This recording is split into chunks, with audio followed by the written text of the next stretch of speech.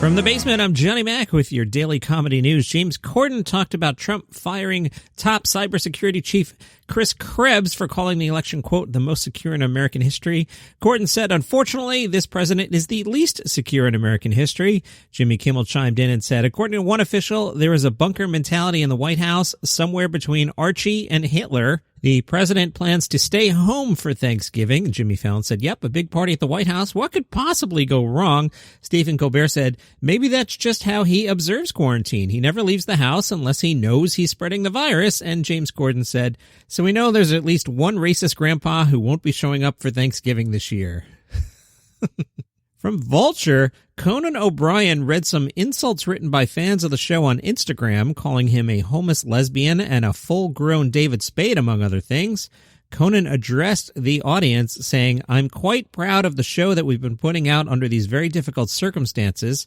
Everyone here works hard coming up with the comedy, booking the guests, so it seems almost disrespectful to watch a clip of the show and then go to the comments and harp on the one thing nobody really put any effort into, which is my hair. Yeah, people are giving Conan a hard time about his hair. Conan said, do you realize that the very future of our republic is at risk? Our delicate democratic process hangs in the balance right now, and people are thinking about how my hair is coiffed and whether it's been cut or hasn't been cut and how long it's getting. But some fans are bummed about Conan leaving TBS. One wrote, now all the comments are going to be about people being really sad because you'll be leaving the show, Conan. Jim Gaffigan science fiction movie. You're in, right? It's called Linoleum. This from the Laugh Button. Jim Gaffigan will star alongside Rhea Seehorn in the upcoming sci-fi comedy drama Linoleum. The film follows the host of a failing children's science TV show who attempts to fulfill his childhood dream of being an astronaut by building a rocket ship in his garage, all the while connecting surreal clues that not everything in his life is exactly how it seems. That description sounds really bad. Rounding out the film include Tony Shalhoub and Michael Ian Black, so that's good, but I got to read that to you again. All right. The film follows the host of a failing children's science TV show. So he's kind of like Bill Nye, I guess. All right, so Bill Nye, who attempts to fulfill his childhood dream of being an astronaut by building a rocket ship in his garage. We've seen that movie 500 times. All the while connecting surreal clues that not everything in his life is exactly how it seems. Gaffigan said, I had such a great time working on Linoleum with this group of talented, exhausted, COVID-tested creatives. I've never been so excited to see the final cut of something I've worked on. From Entertainment Weekly, Patton Oswalt will be working with Dark Horse Comics, this for their anthology series Black Hammer Visions. Black Hammer began with the premise of 5 superheroes being stuck in the mundane real world in the wake of a massive crossover forced to make do on a farm for years. Oswald, in a statement, said, getting to explore just one of the endless byways of this massive world of Black Hammer was a nerd romp of the highest order. I can't wait for you guys to read this. Do I sound off? Can I tell you why? I just kicked over my coffee. I'm like so upset about this. The donuts chain of choice from which I get my coffee has crappy lids. Like every time I usually always get a nice coffee, and I get a hot coffee. And every time I get a hot coffee, since it's gotten cold, the lid flies off in the cup holder. It just flew off, and I just lost an entire coffee. And I'm not happy about it. From Variety, Alec Baldwin and Kelsey will star in a show. It revolves around 3 men, so we don't know who the third is, 3 men who were roommates in their 20s until their warring egos drove them apart. Now the trio are reuniting decades later for one more run at the lives they've always wanted. Baldwin and Grammer will play 2 of the aforementioned roommates. This will show up in the 2021-2022 season. Yeah, that could work, right? That's good casting, Alec Baldwin, Kelsey Grammer. You'll watch.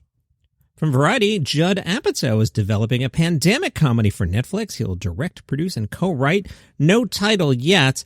The film will follow a group of actors and actresses stuck inside a pandemic bubble at a hotel attempting to complete a film. All right, that could be right. Apatow is about to also start working on his George Carlin movie. He said, so I'm looking forward to watching a lot of Carlin interviews and specials. I think his work turned out to be very prophetic.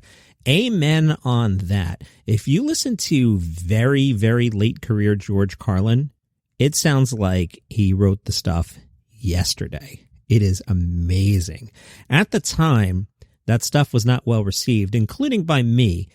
At the time, I described it as like very angry Carlin. It just didn't have the fun of his earlier work. But Boy, it has aged well. Judd said, the way the world works now, if you don't organize someone's history, it disappears down the digital drain. There are other people out there with a similar strong interest, like Mark Maron, who are part of the podcasting world and the stand-up world. Maybe I'm the most obsessed. Sarah Silverman tweeted and asked us to consider this GoFundMe.